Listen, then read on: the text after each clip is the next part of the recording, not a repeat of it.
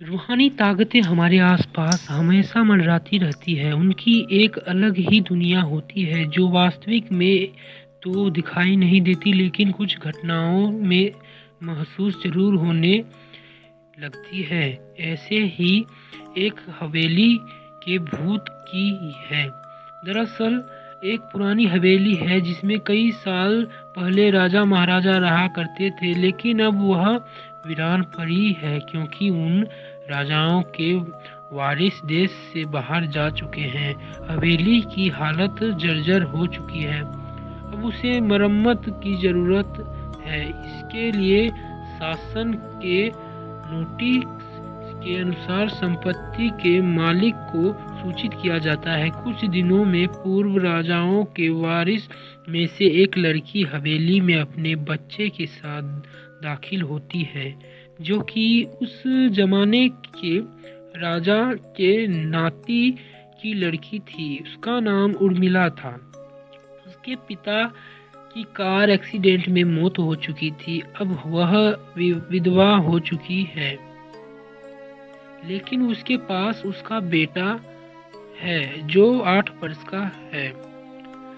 अपनी माँ के साथ और वह अपनी माँ के साथ हवेली आया है।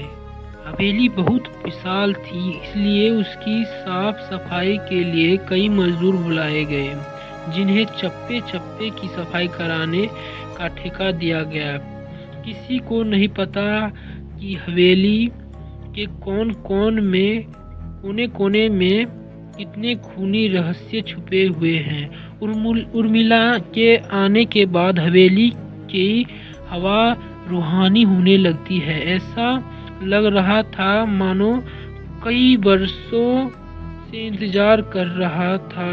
इस हवेली के वारिस का एक रात उर्मिला अपने कमरे में अपने बच्चे के साथ सो रही होती है। अचानक उसकी खिड़की से एक पक्षी टकरा कर मर जाता है। यह घटना अपने आप में असामान्य थी। पक्षी टकराते ही उर्मिला की नींद खुल जाती है और जब वह लाइट जलाकर देखती है तो डर से चीखने लगती है, क्योंकि उस कमरे की खिड़की से एक पक्षी फंसा हुआ था और उसके शरीर में खून की बूंदें फर्श पर गिर रही थी।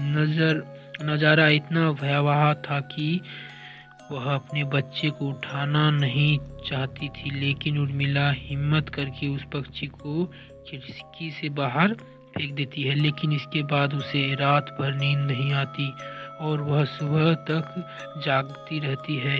दरअसल वह जानना चाहती है कि यह किसी की शरारत तो नहीं।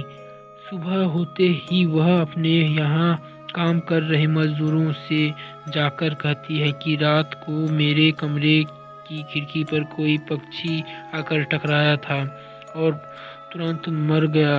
क्या तुम लोगों में से किसी ने यह हरकत की है, क्योंकि पक्षी खुद ब खुद तो खिड़की से नहीं टकरा सकता। मजदूर कहते हैं, नहीं, हमने तो खिड़की से नीचे किसी पक्षी को मरा हुआ नहीं देखा। हम तो अभी वहां से चले आ रहे हैं। और जब सभी जाकर देखते हैं तो वह पक्षी नहीं होता। उर्मिला घबराने लगती है कि यह क्या, यहाँ तो पक्षी होना चाहिए या कम से कम खून की कुछ बूंदें दिखनी चाहिए, लेकिन यहाँ पर पक्षी का एक पंख तक नहीं पड़ा हुआ। उर्मिला सभी मजदूरों को कहती है कि हवेली में बहुत सी कीमती चीजें और मूर्तियां हैं, संभाल कर के सफाई करना। मजदूरों अपने अपने काम में लग जाते हैं। उर्मिला अपने बच्चे के साथ कमरे में टीवी देख रही होती है कि अचानक हवेली की छत से एक मजदूर नीचे गिरता है। उर्मिला को अचानक लोगों की आवाज़ सुनाई देती है। वो भागकर खिड़की से नीचे देखती है तो एक मजदूर की लाश पड़ी होती है। उर्मिला कमरे से नीचे आती है और इसके गिरने के कारण पूछती है। लोगों के जवाब अलग अलग होते हैं। कोई कह रहा होता है कि इसने खुद आत्महत्या की है और कोई कह रहा था कि यह गलती से गिर गया है। सभी के दावे अलग थे, लेकिन उर्मिला को कुछ अनकही बातें सुनाई दे रही थी। उर्मिला के कान में अचानक एक आहट के साथ आवाज आती है, अपने बच्चे को बचा सकती है तो बचा ले। उर्मिला यह वाक्य सुनते ही अपने कमरे की तरफ भागने लगती है, क्योंकि कमरे में उसका बच्चा अकेले टीवी देख रहा होता है। जैसे ही उर्मिला कमरे में पहुंचती है तो उसका बेटा खिड़की से कूदने वाला ही होता है कि उर्मिला उसका पैर पकड़ लेती है और वह खिड़की से लटक जाता है। उर्मिला पूरी ताकत से उसे ऊपर खींचती है, लेकिन बच्चा फिर भी कूदने की जिद कर रहा होता है। उर्मिला किसी कदर अपने बच्चे को काबू में करती है और कमरे के बाहर आ जाती है और वह मजदूरों से पूछती है, बताओ क्या है इस हवेली में, क्योंकि ये बच्चा तो ऐसा नहीं कर सकता और अभी यह सब जो हो रहा है कुछ अलग ही चल रहा है। तभी एक बूढ़ा मजदूर उर्मिला से कहता है, बेटी ज्यादा जानना हो तो अपने पूर्वजों की कहानी पढ़ो, तभी तुम्हें इस हवेली का इतिहास पता चलेगा।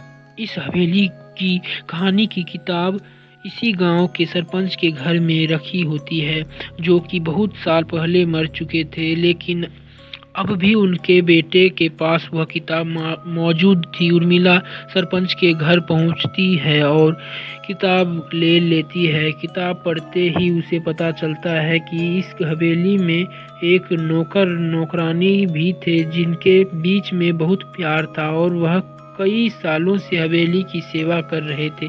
लेकिन एक बार रानी के शाही गहने चोरी हो गए और उसके शक में राजा ने नौकरानी को चोरी की सजा दी और उसे जिंदा दफना दिया गया। उसके गम में उसके पति ने भी अपनी जान दे दी और उसके 1 महीने बाद ही उस राजा ने अपनी ही तलवार अपने गले में घुसेर कर आत्महत्या कर ली। उसके बाद छोटे मोटे हादसे हवेली में होने लगे, जिस वजह से यह हवेली हमेशा के लिए बंद कर दी गई।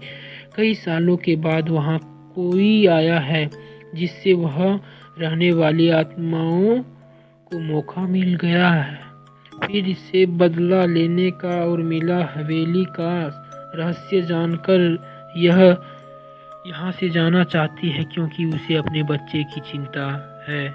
इसलिए वह रात में ही कार लेकर एयरपोर्ट के लिए निकल जाती है। अचानक रास्ते में उसकी कार का एक्सीडेंट हो जाता है और कार पलट कर उल्टा हो जाती है, लेकिन दोनों को कोई नुकसान नहीं होता। उर्मिला अपने बच्चे को बाहर निकाल लेती है और सुनसान सड़क पर भागने लगती है। रास्ते में उसे एक कार आते दिखाई देती है और कार रोकने के लिए उर्मिला सड़क के बीच खड़ी हो जाती है और अपनी मदद के लिए चिल्लाने लगती है। तभी अचानक कार वाला आकर कार का ब्रेक लगा देता है। उर्मिला पास जाकर देखती है तो उसकी हिम्मत बढ़ जाती है, क्योंकि यह एक पुलिस ऑफिसर होता है। उर्मिला हड़बड़ाहट में उसे अपनी बात कहती है और रोने लगती है। पुलिस ऑफिसर उन्हें अपनी गाड़ी में बैठाने को कहते हैं और रोड में जाने लगते हैं। रास्ते में एक बुढ़ा सड़क पर जा रहा था और इनकी कार के सामने आते ही रोड पर गिर जाता है। पुलिस ऑफिसर गाड़ी से उतरकर उस व्यक्ति को देखते हैं। बूढ़ा व्यक्ति बेहोश हो चुका था। पुलिस ऑफिसर उसे गोद में उठाकर अपनी गाड़ी में पीछे बैठा देता है और अस्पताल के लिए चलने लगता है। अचानक उस बूढ़े व्यक्ति का हाथ पीछे से पुलिस ऑफिसर की गर्दन तक पहुंच जाता है। पुलिस ऑफिसर छटपटाने लगते हैं और अचानक गाड़ी का ब्रेक लगा देता है। गाड़ी की स्पीड कम होने की वजह से कार वहीं खड़ी हो जाती है और ऑफिसर अपनी गन निकालकर बूढ़े की तरफ निशाना लगाता लगाकर गोली चला देता है। बूढ़े की सर में गोली लगने से भी उसकी जान नहीं जाती।